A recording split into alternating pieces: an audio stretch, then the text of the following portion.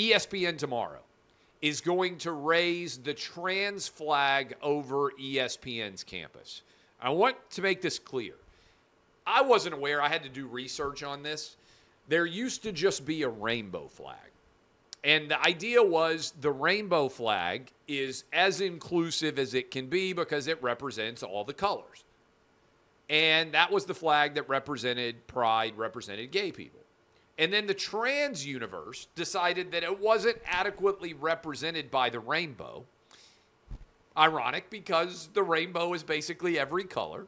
But the trans community decided they weren't represented fully enough, so they designed a brand new flag that was supportive of trans people in particular. That's the flag that ESPN is raising over Bristol at its campus tomorrow. Why is this significant? Because this is important. ESPN has embraced the idea that men who identify as women are fully female and that they should be counted as women for purposes of athletics. This is important. This is not like some minor thing of, oh, ESPN's talking about Tim Tebow too much, or ESPN is covering LeBron James too much, or, man, I'm so sick of hearing about Brett Favre or Tom Brady or whoever it might be. Those are relatively minor issues with what sports story is talked about. This goes to the essence of sport itself. Who wins the Super Bowl, it doesn't really matter. I mean, I'd love for my Titans to win the Super Bowl at some point in my life. Sadly, I kind of feel like they aren't ever going to do it. But it doesn't really matter, right? Unless you're a member of that team or that organization, your life doesn't really change that much based on who wins games. Deciding that men who identify as women are actual women and using your sports broadcast network to propagandize that untruth, it matters. Because as soon as you can be convinced of something that is indisputably false, not only that it's true, or that you have to argue that it's true in order to remain employed or live in a fully functioning society, you are on the road to authoritarianism. Totalitarianism requires the embrace of things that are untrue and the unquestioned acceptance of those untruths as if they are in fact true. And so this is a big deal. And I think it's very consequential, and I think it's very impactful. Men who identify as women are not women, and they certainly shouldn't be allowed to compete against women. This is not a radical idea. This is something that 80 or 90% of sports fans appreciate and endorse. This is why I've got a 12U son playing 12U baseball. He's not suddenly going to have to compete against a 16-year-old because trans age is not a thing. If you are someone who enjoys the UFC or boxing, people in the highest weight class don't get to identify as a different weight and compete against people in a smaller weight class. And men don't get to identify against as women and win women's championships. This is the essence of sport itself. Sam Ponder is being attacked and called a bigot. No one at ESPN is defending her in a corporate structure. She tweeted a defense of herself today, and she said, biology is not bigotry. But look at what ESPN is doing. I don't think it's a coincidence that the entire ESPN corporate apparatus is refusing to defend Sam Ponder from accusations of bigotry. They're actually allowing employees to favorite articles calling her a bigot. And tomorrow they are raising the trans flag over ESPN's campus.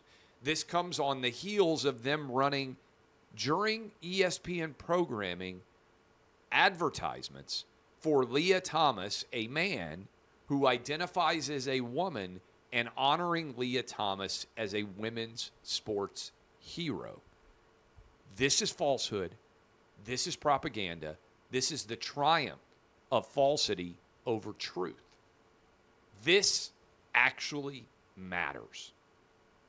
And what ESPN is telling you, and remember who owns ESPN, it's Disney, is that if you want to pretend to be a woman, not only are you truly a woman, but anybody who questions that is a bigot, including ESPN's own employees. The message is crystal clear, and it's wrong. And I want all of you watching right now to understand the propagandistic nature of what ESPN's programming is attempting here.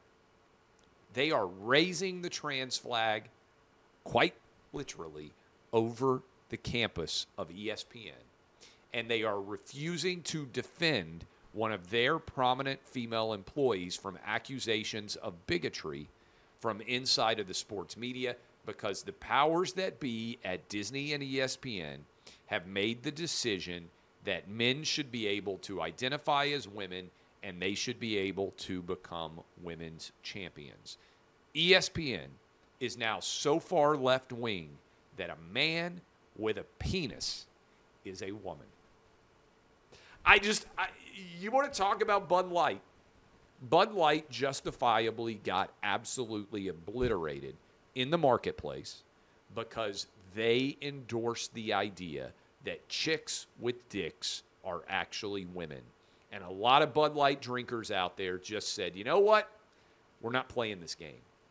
Most viewers of ESPN are men.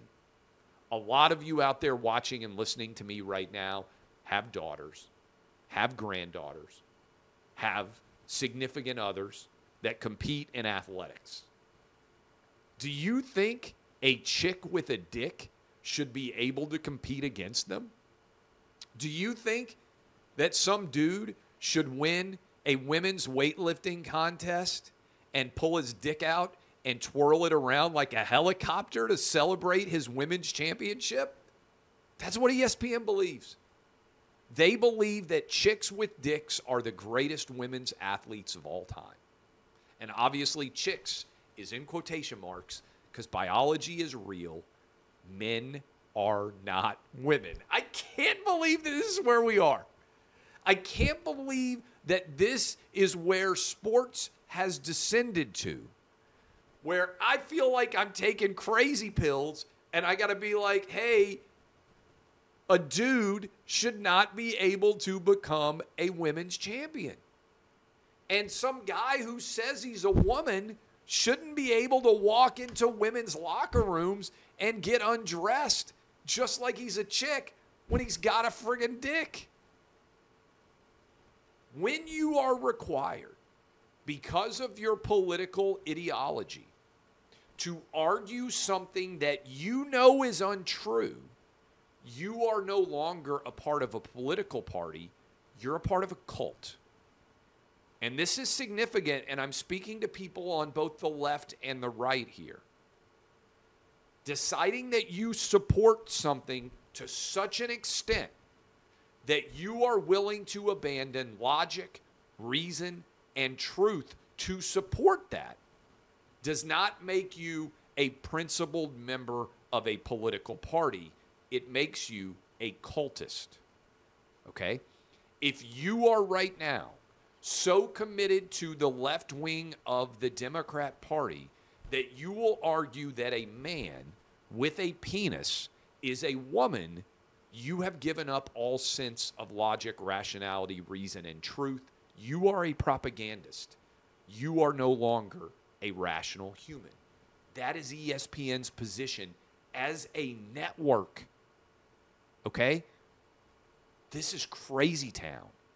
This is levels of insanity that I've never seen before. I've criticized ESPN for a long time. It's one reason I founded my own media company, because I thought ESPN was not serving the American sports fan, which was their initial job. And I say that as somebody who grew up sitting in front of SportsCenter, eating my cereal, watching Keith Olbermann and Dan Patrick back in the day to start off my school day. That ESPN would have never even thought to argue that a dude was a woman.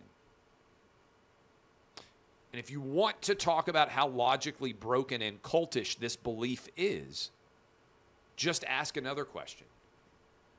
Can you choose your race? No one at ESPN would say that you can. So why can you choose your choose your gender? And if you say to yourself right now, well, it's not that big of an issue, it is becoming a big issue. As soon as a dude wins a women's championship, it's a big issue. This is becoming paramount everywhere. All women's sports are going to have dudes that is biological men with dicks trying to win women's championships. Far left-wing ideology is so cultish now that it believes it's on the right side of history when it argues for the erasure of women's sports. This is crazy. There's no way to defend it.